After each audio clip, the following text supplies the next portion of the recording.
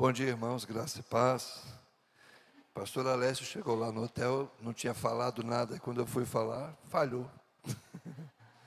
Mas ele, como bom músico e bom usuário da bela voz que Deus lhe deu, já me deu uma maçã, a água, e recomendou aí uns exercícios vocais. Eu fui ali, enquanto vocês cantavam, eu estava brincando com a voz, para a voz voltar um pouquinho.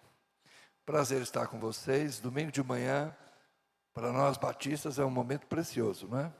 A gente gosta da escola dominical, a gente gosta dos cultos matinais. É uma boa herança que temos em nossa tradição. E é um bom hábito que nós nutrimos de nos reunirmos pela manhã. Não é o culto mais frequentado da igreja. Isso é normal, não é? Lá na PIB de Brasília, nós temos agora o culto da manhã tem um público, o culto da noite tem outro. E é interessante essa nova realidade por causa da transmissão do culto online. Alguns dos irmãos mais idosos, para a segurança de todos e felicidade geral da nação, não é bom que eles dirijam à noite. Então eles fazem a opção de vir para o culto matinal. E nós celebramos uma ceia, inclusive no culto matinal, no terceiro domingo do mês. Porque alguns hoje só vêm no culto pela manhã. E depois as classes de EBD. E à noite é o culto mais dos mais jovens, né? O pessoal que depois do culto vai comer pizza. Então é bem interessante essa nova realidade. Em cidades como São Paulo e Rio de Janeiro, por causa da violência, os cultos matinais já são mais frequentados que os cultos noturnos. Há igrejas no Rio e em São Paulo que têm 2 cultos matinais e 1 culto noturno. O que é a mudança da sociedade em função da realidade que nos cerca. E as igrejas se adaptam a isso. Então, Deus é cultuado, como bem disse o pastor Alessio, o tempo todo. A gente pode se reunir às 7 da manhã, às 5, às 8, às 15. Deus está sempre disponível e acessível, não é verdade? Deus está sempre atento ao nosso clamor, atento ao nosso louvor, não importa que hora a gente se reúna. De vez em quando eu brinco lá, vocês que costumam orar 3 horas da manhã, vocês fiquem espertos. Esse pessoal que acha que 3 horas da manhã a fila é menor, os chineses e os coreanos estão acordados. Então vocês pensem bem, que a igreja chinesa é grande, a igreja coreana é grande, e ora para chuchu. Então esse negócio de fila, né? Que horas a fila é menor? Não tem hora menor, fila é menor. Aliás, nem tem fila, né? Porque toda oração chega ao coração do nosso Deus imediatamente. Todo louvor chega aos ouvidos do Senhor imediatamente. Esse é o nosso Deus. Ele está. A sua mão está conosco. Seus ouvidos estão atentos. Sua palavra nos é enviada. Como é bom servir o Deus vivo, não é? Nós adoramos um Deus vivo. Bendito seja o Senhor. Quantos estavam aqui ontem à noite? Opa, a maioria, graças a Deus. Pastor, o senhor assistiu lá em casa? O senhor estava ligado lá? Não? Então o senhor está me devendo uma, o senhor depois assiste lá. Mas hoje, eu vou falar, então, ontem falamos do caminho, não é? O caminho, e percebemos que essa expectativa de Jesus como caminho tem uma conotação com os profetas do Antigo Testamento e uma expectativa de que a manifestação do Messias, a manifestação da glória de Deus, a manifestação do conhecimento de Deus, assim profetizou Isaías, quando o Senhor manifestar sua glória, quando o Senhor se der a conhecer, haverá um caminho de justiça, haverá um caminho de paz. Os surdos ouvirão, os mudos falarão, os cegos enxergarão, os coxos saltarão de alegria. Então, nós percebemos que na manifestação de Jesus Cristo, durante seu ministério, estas coisas se confirmaram.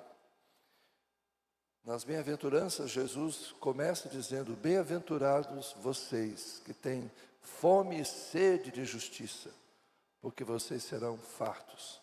Bem-aventurados os pacificadores, vocês serão chamados filhos de Deus. Então nós vemos na manifestação de Jesus Cristo, no anúncio do seu Evangelho, da boa nova de salvação, estas manifestações da mensagem messiânica, mas também do poder. As curas, os milagres, os sinais, pão e peixe para uma multidão faminta, socorro na hora da tempestade. Acalma-te, mar, vento emudece. Quem é esse que até os ventos e o mar lhe obedecem? Então estas manifestações poderosas de Deus em Jesus Cristo fizeram os discípulos entender que Ele era o caminho. E depois disso, quando eles vão seguir proclamando o Evangelho, eles se identificam como os que são do caminho. Jesus é o caminho e nós somos os do caminho. Amém? E hoje eu quero falar sobre a verdade. Então, voltando ao Evangelho de João, no capítulo 14, verso 6. A palavra verdade é muito importante nos escritos joaninos. João seguramente é quem mais usa a expressão verdade. João 14,6, Jesus respondeu: eu sou o caminho, a verdade e a vida. Ninguém vem ao Pai senão por mim. E há também a ideia de conhecer. Se vocês me conheceram, conhecerão também o meu Pai.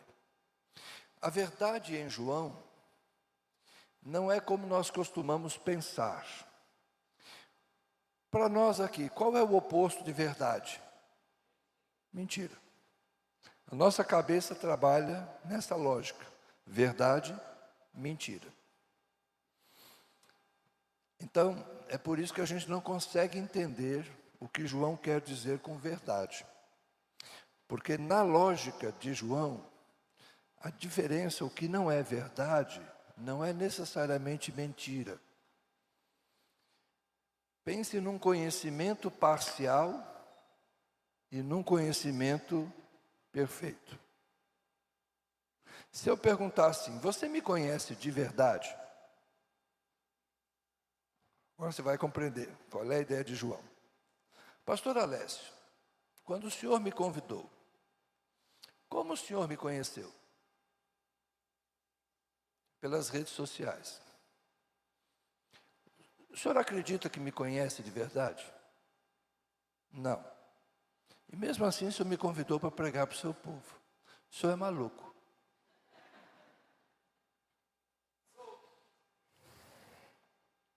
O senhor é imprudente. Como é que o senhor convida um homem que o senhor não conhece para falar para o seu rebanho? O senhor orou, né? Ah, então o senhor conhece alguém que me conhece. Ah, entendi. O senhor conhece alguém que me conhece. E esse alguém que me conhece deu paz ao seu coração. Ah, entendi. Então, quem me conhece de verdade não é o senhor. Quem me conhece de verdade é essa outra pessoa que também lhe conhece de verdade. Ah, entenderam agora o que João quer dizer com verdade? Quem me conhece de verdade? Dona Tânia tem uma vantagem sobre todos vocês. Somos casados agora, em setembro a gente completa 40 anos de casamento. Só que a gente se conheceu na infância. Eu tentei namorar a Tânia na adolescência, mas ela foi resistente. Só consegui isso lá na frente. Então a gente tem uma longa jornada juntos. Temos 2 filhos, temos os nossos netos. Hoje a gente quase não precisa conversar sobre as coisas, porque a gente já sabe o que o outro pensa. A convivência nos tornou muito parecidos, até as chatices da gente vão ficando iguais, os hábitos alimentares. o jeito de dormir, o jeito de fazer as coisas, o jeito de cozinhar. A gente vai ficando parecido um com o outro. Os gostos musicais, enfim. É uma questão do relacionamento. Meus filhos me conhecem um pouco mais. Desde que nasceram, eles andam comigo. Conhecem menos que a mãe, mas meus filhos me conhecem. Há amigos que me conhecem melhor, porque já caminham comigo há mais tempo. E muita gente pensa que me conhece, mas não me conhece. Eu penso que me conheço, mas eu também me desconheço em alguns momentos. Porque tem horas que aparece um Zé dentro de mim, que eu pensava que estava morto. Mas de repente, aquele Zé que eu não gosto está vivo. E de vez em quando aparece um Zé que eu não imaginava que existia, mas ele se manifesta de forma positiva. É aquele Zé que amadureceu na fé e você, puxa, no passado eu faria isso, mas hoje eu estou tranquilo, nem me incomodou. Então, nem mesmo nós nos conhecemos como gostaríamos de ser conhecidos. Em João, verdade tem a ver com isso, com conhecimento verdadeiro e conhecimento parcial. É por isso que tantas vezes Jesus vai falar em verdade. Por exemplo, se o Filho vos libertar, verdadeiramente sereis livres. Mas nós somos livres, João capítulo 8. Nós somos filhos de Abraão e não somos servos de ninguém. Não, Jesus diz, vocês são servos, vocês são escravos do pecado. Vocês não são filhos de Abraão, vocês são filhos do diabo, porque o diabo é mentiroso e assassino desde o princípio, e vocês querem me matar. João capítulo 8. Se o Filho vos libertar, verdadeiramente vocês serão livres.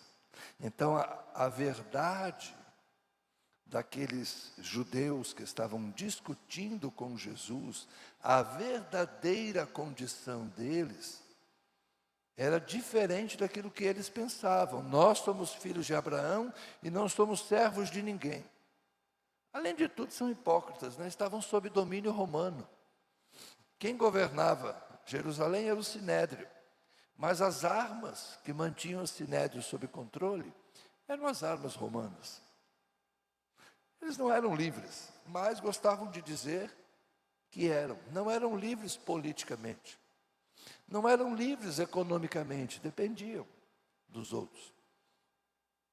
Não eram livres religiosamente falando também, porque eram escravos do pecado. Mas se achavam livres. Então isso tem a ver com a verdadeira condição e aquilo que a gente pensa que tem. E em João nós vamos perceber, nas cartas joaninas inclusive, primeira, segunda e terceira carta, a gente vai ver muitas vezes o uso da verdade. As cartas de João são muito interessantes. Pensem assim, João está escrevendo uma carta para uma igreja. É uma igreja específica, que está sob um ataque de uma heresia gnóstica que negava que Jesus Cristo havia se manifestado em carne. Pouco tempo depois da morte dos apóstolos, Pedro, Paulo, uma crença grega que negava a possibilidade de um ser espiritual ter corpo, começou a se confundir dentro do cristianismo. Então eles diziam o seguinte: Jesus é Deus, Jesus é filho de Deus. Mas se ele é mesmo filho de Deus, ele não pode ter corpo material. Jesus era apenas uma aparição.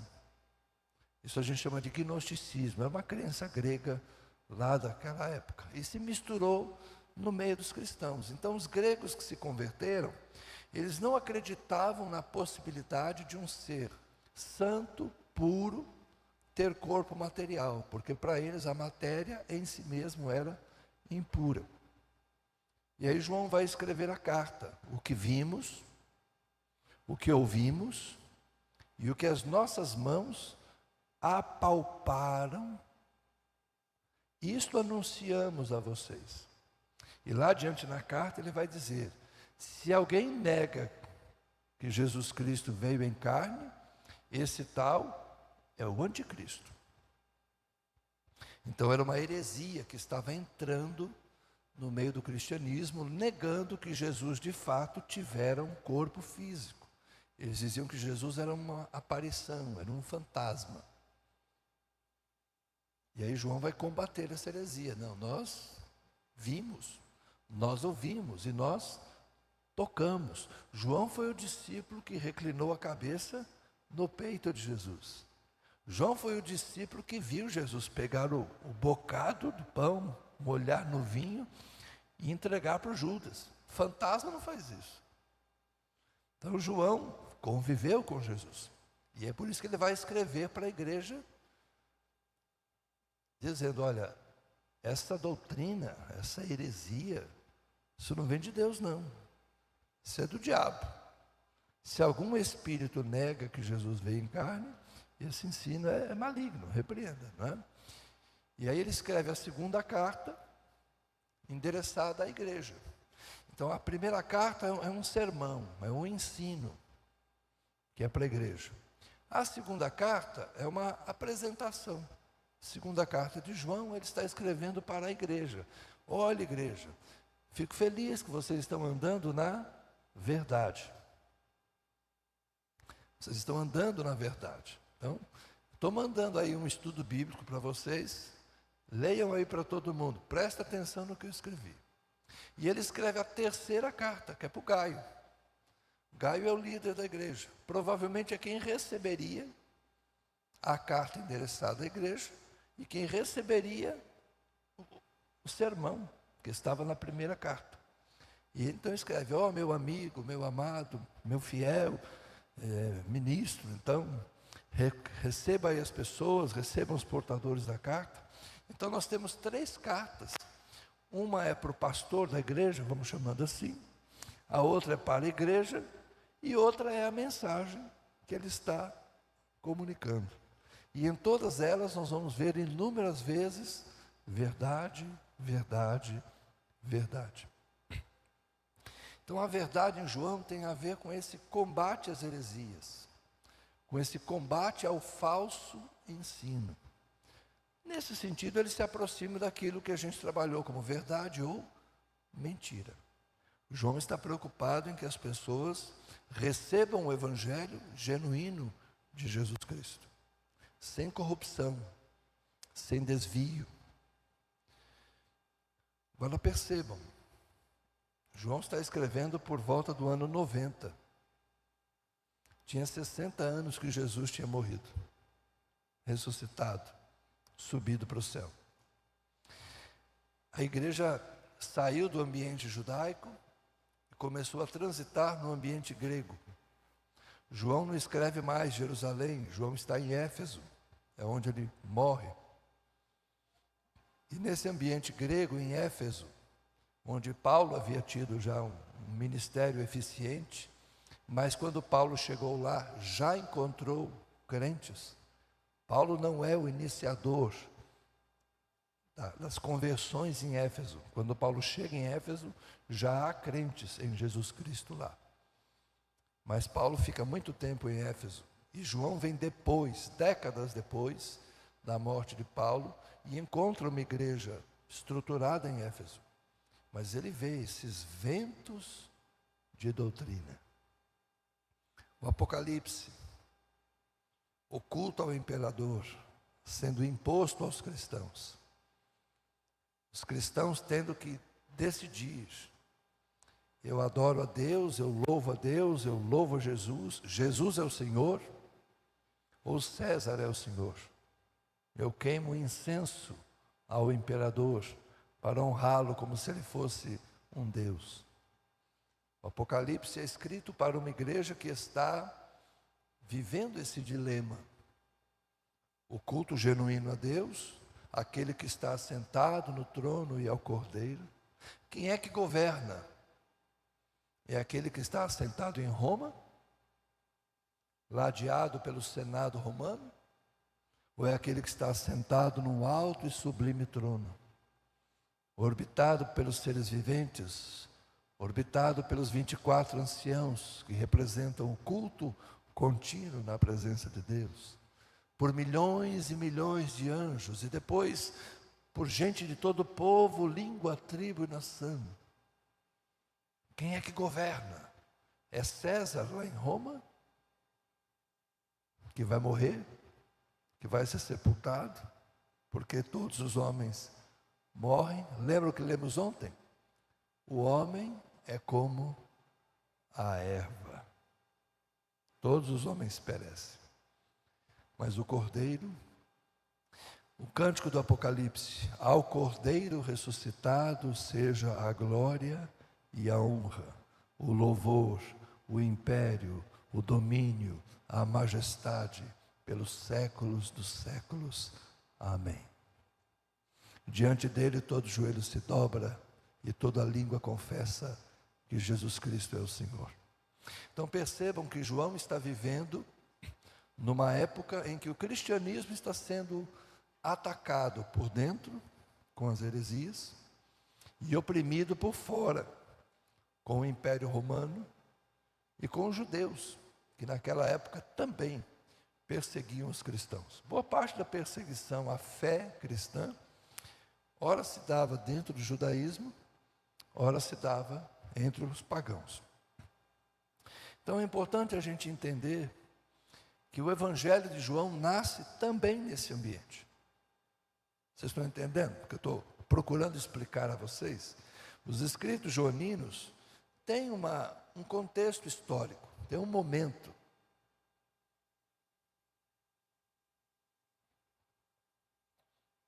E para a gente entender o que João quer dizer com verdade, é importante que a gente entenda contra o que ele está lutando.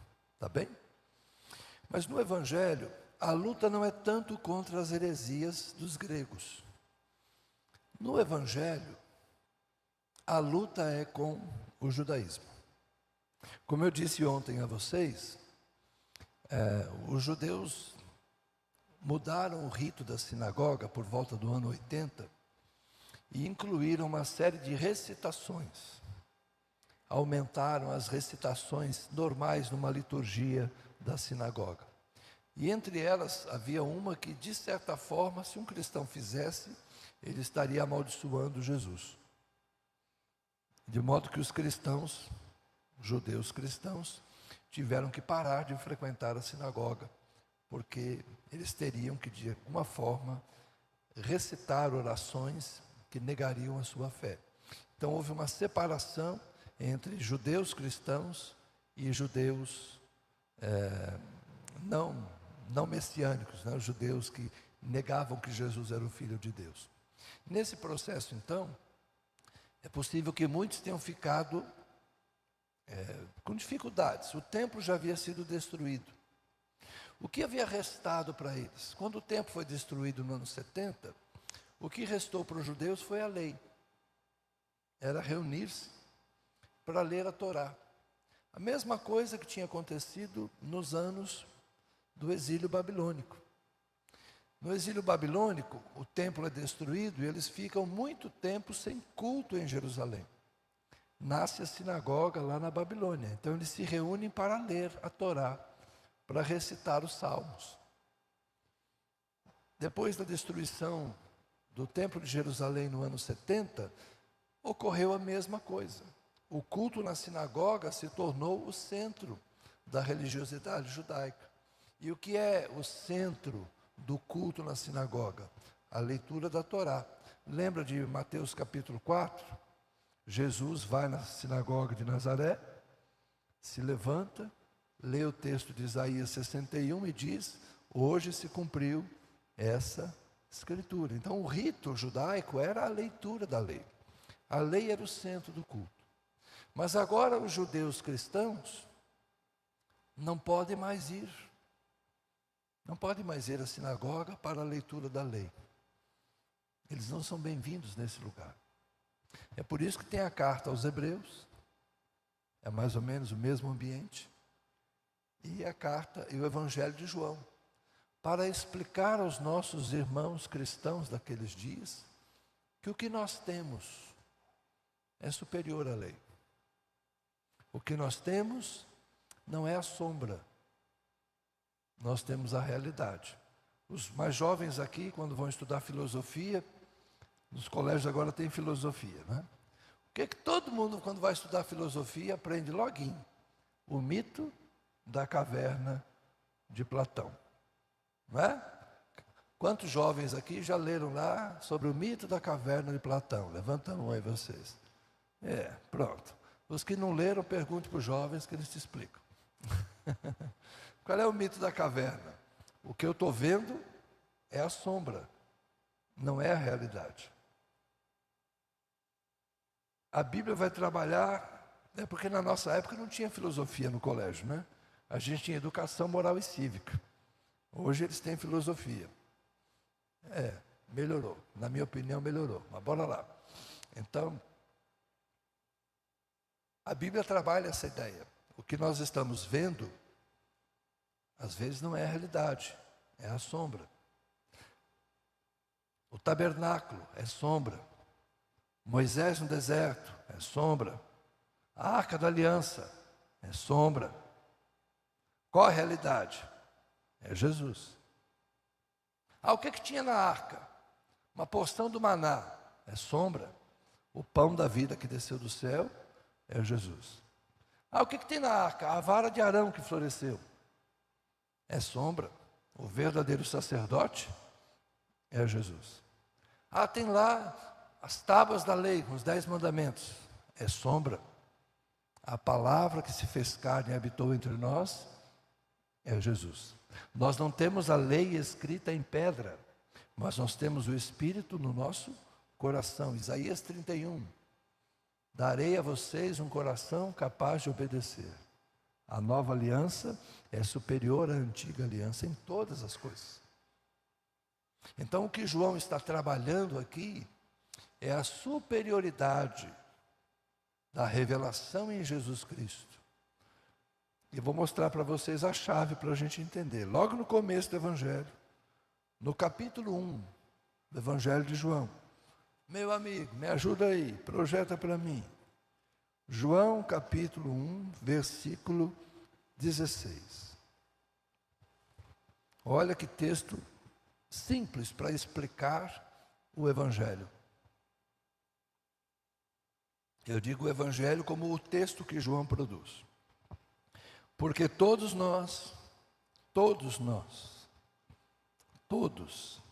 a igreja, temos recebido da sua plenitude. Plenitude é aquilo que é completo. E graça sobre graça. Porque a lei foi dada por meio de Moisés. A graça e a verdade vieram por meio de Jesus Cristo. Ninguém jamais viu Deus. O Deus unigênito que está junto do Pai é quem o revelou. Pronto, aqui está o segredo do que é verdade. Quando Jesus diz, eu sou o caminho, eu sou a verdade. Quem viu Deus?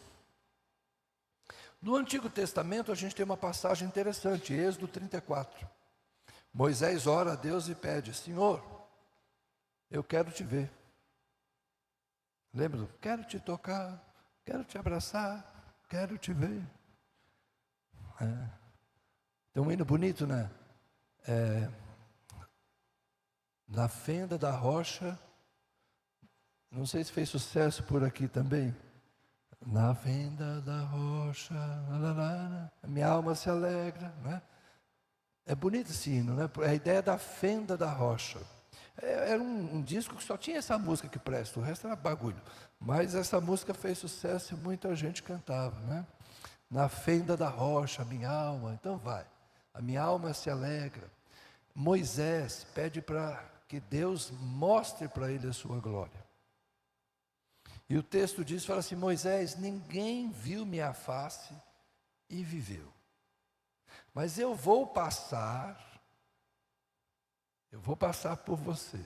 E você vai me ver pelas costas. Interessante que fala que Deus falava com Moisés face a face. Mas nesse texto, Moisés só vê Deus pelas costas. Eu não consigo explicar isso. Tá bom? Eu não sei como explicar. Quando Deus defende Moisés para Arão e Miriam, ele fala, com os outros eu falo em sonho, mas com Moisés eu falo face a face. Depois, quando Moisés pede, Deus, me mostra a tua face. Não, você só vai ver pelas costas. É coisa deles dois. É coisa entre eles, não sei. Então Moisés, que é o grande profeta da lei, viu Deus pelas costas. Mas João está dizendo, ninguém jamais viu Deus. O Deus unigênito, que está junto do Pai, é quem o revelou. João está comparando Jesus e Moisés. João está dizendo, a verdadeira revelação de Deus é Jesus. Por isso que ele fala, a lei foi dada por meio de Moisés, a graça e a verdade. Moisés ensinou a mentira? Não, não é isso. Moisés tinha um conhecimento parcial de Deus. Você me conhece, Alessio? Não. Moisés conhecia Deus? Conhecia, melhor que eu, melhor que todos nós juntos. Moisés teve experiências com Deus, de fato, diferenciadas. Tem pastor que acha que ele é Moisés, né? Tem pastor que pensa que ele pode ter a mesma autoridade de Moisés. Tem uns caras de vez em quando que se acham, né? E eles começam a falar assim, eu falo assim, amigo, a hora que você abrir o Mar Vermelho, o povo te segue. Você quer que o povo te siga? Abre o mar. Aí tudo bem. Mas enquanto isso, vamos conversar. Não é bem assim, não. Moisés conhecia Deus mais que qualquer homem dos seus dias, sem dúvida. Mas conhecer verdadeiramente a Deus, só Jesus. Então é nesse sentido que nós dizemos que Jesus é a verdade. Só Jesus conhece o Pai, para poder nos revelar o Pai. Lembra de João 14,6? Se vocês me conhecerem, vocês conhecem o Pai. Entenderam o que significa verdade aqui? Você quer conhecer a Deus? Conheça Jesus. Nós às vezes queremos orar como Moisés, Senhor, me mostra a tua face. E Deus responde, eu já mostrei. O Verbo se fez carne e habitou entre nós. E vimos a sua glória, glória do unigênito do Pai. Eu me lembro uma vez que fizeram um congresso de jovens lá no Distrito Federal, e o tema era a glória nunca antes vista. Aí me pediram para dar só uma palavrinha lá, não fui pregar não, só fui dar um tostão de prosa naquele evento. E quando eu entrei naquele ambiente, eu fui no sábado, pela manhã, e eu soube que na sexta eles fizeram uma dramatização, entrando com a Arca da Aliança. O púlpito que eu estava falando, era uma menorá, aquele castiçal judaico, e a parte assim, parecia um pergaminho enrolado. Ou seja, era uma menorá com um rolo da Torá em cima. E atrás tinha uma faixa, né? A glória nunca antes vista, e uma arca da aliança desenhada ali. Graças a Deus não tinha uma arca da aliança de papelão, lá universal, lá no púlpito. Minha ira ficou menor. Mas ela estava desenhada lá no canto. Aí eu cheguei para os jovens e falei assim, o que vocês estão achando de glória nunca antes vista? O que vocês acham que vocês vão fazer aqui que vai ser maior do que a manifestação? Eu estou falando em cima de um menorá, de um rolo que representa a Torá diante de uma arca da aliança, isso não é a glória nunca antes vista.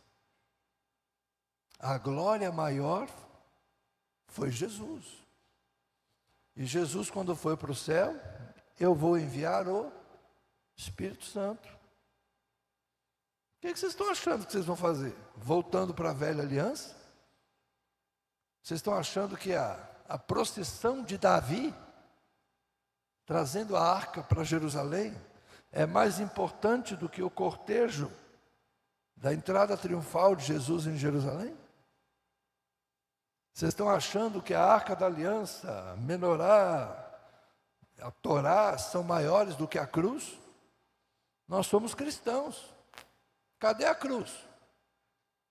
Gente, eu sou chato demais, vocês não têm ideia. Nós somos cristãos, nós não somos judeus. Nós somos cristãos. Nosso símbolo é a cruz. E a glória nunca antes vista já se manifestou, já foi vista. O Verbo de Deus andou nessa terra. E nós estamos aqui pregando sobre as palavras daqueles que viram, testemunharam. E nós cremos naquilo que eles anunciaram, que ele veio, nasceu em Belém, cresceu na Galileia, morreu na Judéia, ressuscitou, foi para o céu, enviou o Espírito Santo, e nós estamos aqui cheios da graça de Deus, do poder de Deus, sob a bênção do Espírito Santo, aguardando que ele volte. Jesus é a verdade. A verdade é Jesus. Porque quem realmente pode manifestar a Deus é Jesus. Você quer conhecer a Deus? Olhe para Jesus. Não pense em orar como Moisés. Mostra-me tua face. Porque hoje, Jesus vai te dizer, meu filho, quem vê a mim, vê o Pai. Às vezes as pessoas ficam nos perguntando, né, Alessio? Aquelas perguntas complicadas. Quantos tronos tem no céu? É um para o Pai, um para o Filho e para o Espírito Santo? Ou chegar lá em cima só tem um trono? Eu falei, é difícil esse negócio, né? Vocês querem que a gente saiba de um lugar onde a gente nunca foi. Lembra o hino da harpa, né? O hino da harpa é assim: oh, que saudosa lembrança tenho de ti, ó Sião. Tem assembleiano aqui, né? Estou sabendo. Terra que eu tanto amo, pois és do meu coração. Eu para ti voarei, quando o Senhor meu voltar, pois ele foi para o céu e breve veio me buscar. Eu era jovem e eu falava, como é que alguém pode ter uma saudosa lembrança de um lugar onde ele nunca esteve? Eu sou chato, estou avisando que eu sou chato. Eu ficava pensando, mas esse pessoal canta, ó, que saudosa lembrança de um lugar onde nunca teve. Mas são coisas da poesia, licença poética. A gente pode cantar essas coisas de vez em quando. Então percebam que, às vezes a gente quer ver Deus, a gente quer ver a glória de Deus. Meus irmãos, é Jesus. O que João está tentando dizer para os seus crentes, para os nossos irmãos que estavam entristecidos porque perderam o templo de Jerusalém, porque perderam os sacerdotes, porque perderam os ritos de Jerusalém, perderam espaço na sinagoga. João está dizendo, vocês têm tudo o que vocês precisam. Vocês têm Jesus. É por isso que João gasta tanto tempo descrevendo a cena da ceia. Se você pensar bem, o Evangelho de João, capítulos 13, 14, 15, 16, 17, um texto longo, descrevendo Jesus e seus discípulos ao redor da mesa. Por que João gasta tanto tempo falando disso? Porque a mesa da ceia é aquilo que nós temos. Então a gente precisa ler isso. Eu não preciso recriar Moisés. Eu não preciso recriar Davi. Eu não preciso recriar o templo de Salomão. Com todo respeito ao negociante mor desse país, que sabe fazer dinheiro. Não, eu não preciso disso. Uma mesa com pão e vinho, e a gente conversando, cantando um hino e fazendo em memória dele. Isso nos basta. Vocês percebem? É a simplicidade do Evangelho que João quer resgatar. Desde o rito batismal, lá no Jordão, com João Batista, até a ceia, em que Jesus está reunido com seus discípulos. Basta-nos isto: as águas do batismo, a mesa da comunhão e Cristo, a palavra viva, dentro de nós.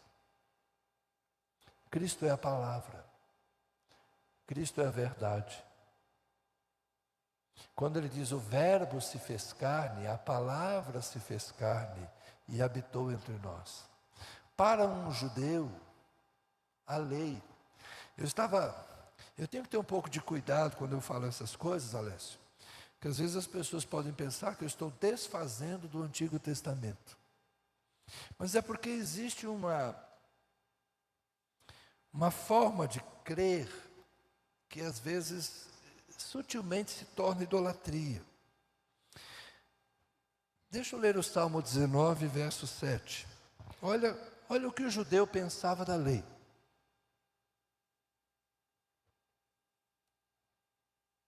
E se você ler o Salmo 119, você vai perceber que é uma louvação da lei.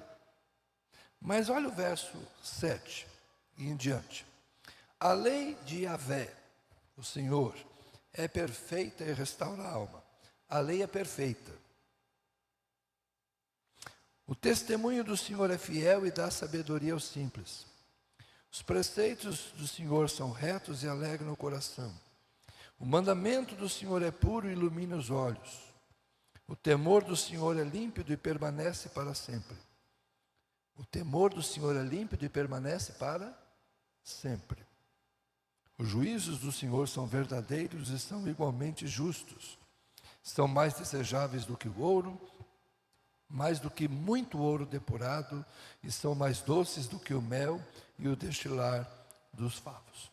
Então percebam que para um judeu a lei se confunde com Deus. A lei é perfeita. São atributos de Deus. Perfeição é um atributo de Deus. Aquilo que permanece para sempre é um atributo de Deus. E se a gente pegar o apóstolo Paulo e estudar com atenção Romanos, inclusive Romanos capítulo 7, nós veremos que a lei, a leitura no Novo Testamento é diferente. Para um judeu, a lei é perfeita. Para um cristão, a lei é imperfeita. Romanos capítulo 7, verso 7. Que diremos então? Que a lei é pecado? De modo nenhum. Mas eu não teria conhecido o pecado a não ser por meio da lei. Porque eu não teria conhecido a cobiça se a lei não tivesse dito não cobice. Mas o pecado, aproveitando a ocasião dada pelo mandamento, despertou em mim todo tipo de cobiça, porque sem lei o pecado está morto. Houve um tempo em que sem a lei eu vivia, mas quando veio o mandamento, o pecado reviveu e eu morri. E verifiquei que o mandamento que havia sido dado para a vida, este se tornou mandamento para a morte. Porque o pecado, aproveitando a ocasião dada pelo mandamento, me enganou e por meio do mandamento me matou. Assim, a lei é santa e o mandamento é santo, justo e bom. Então aquilo que é bom se tornou morte para mim? De modo nenhum, pelo contrário. O pecado, para mostrar-se como pecado, por meio de uma coisa boa, causou-me a morte, a fim de que pelo mandamento o pecado mostrasse toda a sua força de pecado. Porque sabemos que a lei é espiritual. Eu, porém, sou carnal, vendido à escravidão do pecado. Então, como é que um cristão interpreta a lei? Como insuficiente. Um judeu interpreta a lei como perfeita. Um cristão, imperfeito. Lembra do que eu disse ontem do caminho? Moisés é o caminho do Egito para Canaã. Mas Moisés não é o caminho da terra para o céu. O caminho da terra para o céu é Jesus. Ninguém vai ao Pai a não ser por mim. A lei resolveu muitos problemas e ajudou em muita coisa. Mas uma coisa a lei não resolveu: o pecado. A lei só fez fortalecer o pecado. Lembra aquela expressão de Jesus? Se vocês não tivessem ouvido, vocês estariam melhores. Mas já que vocês ouviram e não creram, haverá maior juízo para vocês do que para Sodoma e Gomorra. Ai de ti, Corazim! Ai de ti, Betsaida! Ai de ti, Cafarnaum! Porque se em Sodoma e Gomorra tivessem sido feitos os milagres que foram feitos entre vocês, eles teriam crido. Por isso vai haver mais rigor para vocês do que para eles. Não estou inventando nada, está na Bíblia. Então, o povo que vivia sem lei seria julgado com menos rigor. Romanos 2, porque aí o que vale é a consciência de cada um. Mas os que vivem sob a lei, conhecendo a lei, serão julgados com maior rigor. Por quê? Porque agora não é sua consciência, é o que está escrito. Por outro lado, o que está escrito me ajuda, porque coíbe, inibe. É mais ou menos quando você vem na estrada a 120 por hora. Aí tem lá uma placa dizendo assim: fiscalização eletrônica. O que você faz? Acelera? Não. Você tem medo de quem? Da multa. Então você tira o pé, diminui, você não quer ser multado. Depois que você passa pelo radar, o que você faz? Acelera. Aliás, essa igreja aqui está... A gente assume na cara dura que faz isso, né? Sem peso na consciência. A gente tem medo do quê? Da multa. Não é não? Não é da morte. Não é Ezequiel? Ezequiel é pé embaixo. Eu sou testemunha, irmãos. Ezequiel é um infrator convicto. Pastor Alessio é um motorista cuidadoso. Mas com ele a gente não chega no horário. Com Ezequiel a gente chega. Ezequiel, não quero perder o voo não, tá? Vou com você. A lei tem essa funcionalidade. A lei não faz com que a gente dirija a 80 por hora o percurso todo. Mas a lei faz com que a gente, vendo uma placa, opa, tome cuidado. A lei não resolveu o problema. Por um lado, ela atenuou, porque a gente pôde conhecer a vontade de Deus e freou o nosso instinto pecaminoso. Isso naqueles que têm consciência e temor de Deus. Mas, por outro lado, a lei nos condenou. Como dissemos ontem, desqualificou todos. Não há um justo sequer. Ninguém deu conta. Paulo aos Romanos, capítulos 2, 3 e 4, ele vai concluir em 3:24. Todos pecaram e destituídos estão da glória de Deus.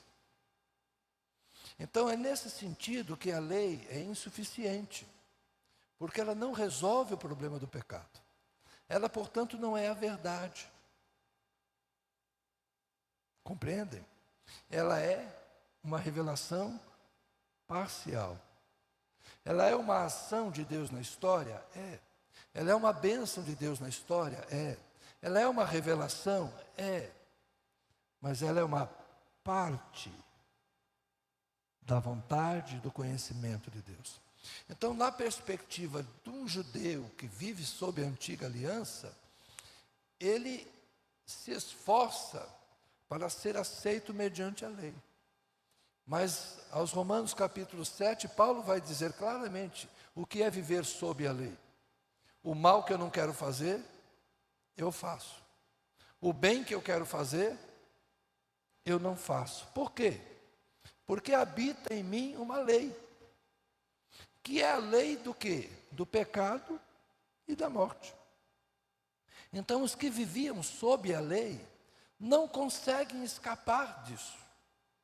É uma luta inglória, é uma luta que termina mal. É esforço, é esforço, é esforço, mas ao final você vai sair com um atestado de óbito dizendo pecador. E o salário do pecado é a morte. Por isso que a lei foi dada por Moisés, mas a graça e a verdade vieram por meio de Jesus. Aos Romanos, depois da sua pergunta retórica, Paulo fala: quem me livrará do corpo dessa morte? Mas graças a Deus, ele responde: a lei do Espírito da vida em Cristo te livrou da lei do pecado e da morte. A lei do pecado e da morte é a lei de Moisés, mas a lei do Espírito da vida é o Evangelho da graça de Jesus Cristo. É isso que João também está dizendo. A lei foi dada por Moisés, mas a graça e a verdade vieram por meio de Jesus. Portanto, meus irmãos, sob que lei você quer viver?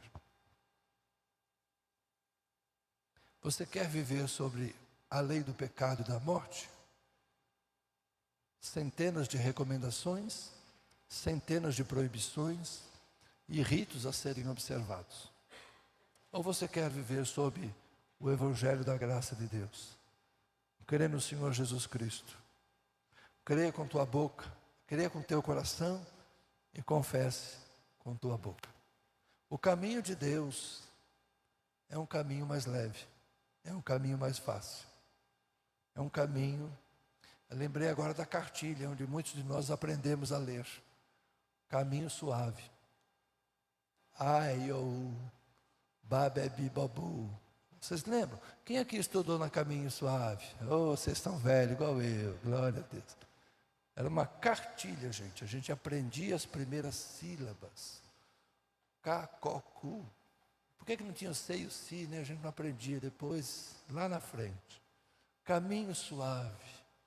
É um caminho leve, você vai aprendendo a ler.